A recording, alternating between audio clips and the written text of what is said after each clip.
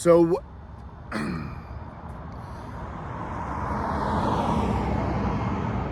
yeah, it's not working out for me to do any kind of light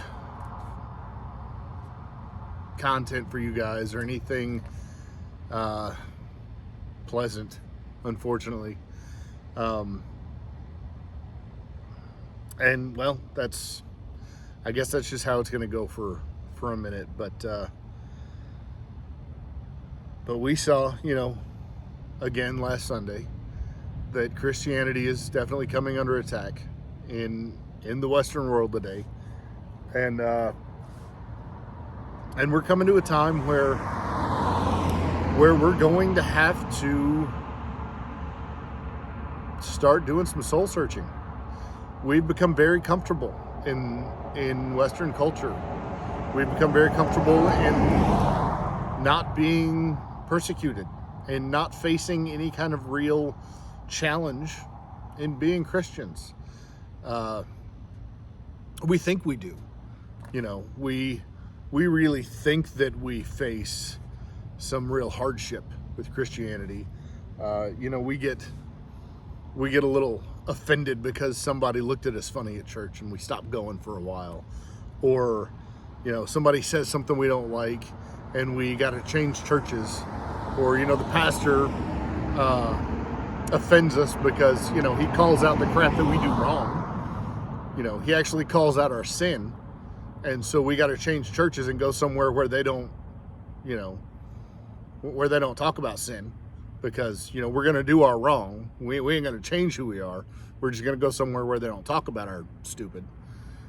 So we think that we face persecution and stuff like that, but really what it is our complacent, nonconformist, rebellious, we're not really too concerned with what Jesus thinks of us bull. And well, that attitude's gonna come home to roost a little bit. We're coming into a time, it seems, where we're gonna have to do some soul searching. We're gonna have to decide, am I gonna be a Christian or am I going to be a fake, like I have been for so long? Yeah, get mad. It's okay. I'm not worried about it.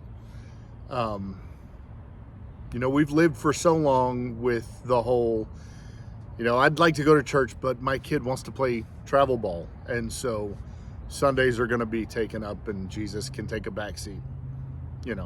No. It's time to decide.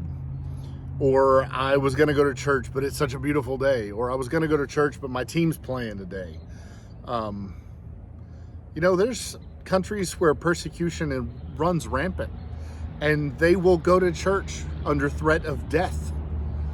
The original 11 disciples, 10 of them were martyred. They died violent deaths. John, the only one to die an old man, still suffered being boiled in oil and survived that. He was he was exiled to the island of Patmos, where he wrote the book of Revelation. He did not live a peaceful life, even though he'd lived to be an old man. Paul died a horrific, violent death. I mean, throughout history, Christians have not lived persecution-free. And we have become entitled and whiny and just fake. I mean, the old saying, it takes 900 gallons of water to baptize a saint and 9 drops of water to keep him out of church. 9 drops of rain to keep him out of church. And now it's starting to look like it's going to become dangerous in the United States to go to church.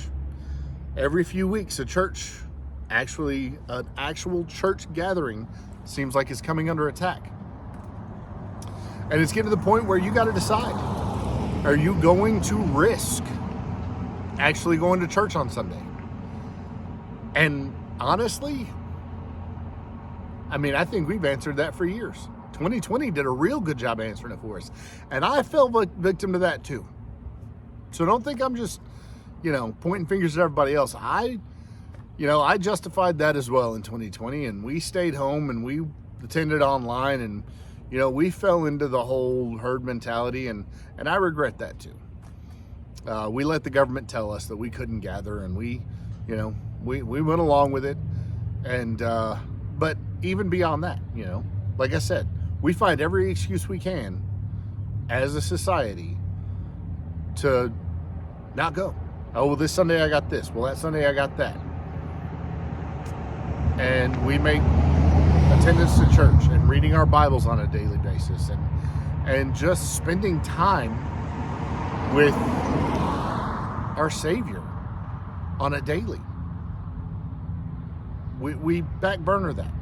It's the first thing that we knock off of our list of priorities for something else, for making money, for watching a TV show, for going and doing whatever else.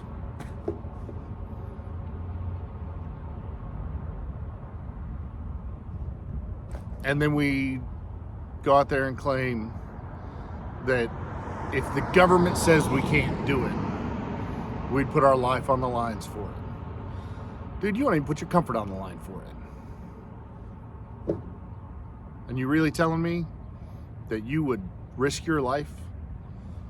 That if you thought that if somebody came out and said some church in your hometown is going to fall under attack this Sunday, we're not going to tell you which one, but we're going to tell you we're going to attack one of the churches in your hometown this Sunday, you'd go?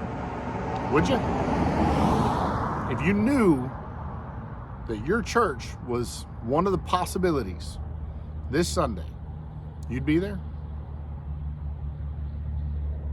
Would I? Something to think about. I know I probably made you mad. I'm okay with that. Get mad. Get mad. Take action. Do some self-reflection. Maybe some prayer. That might be a good thing. Just a thought.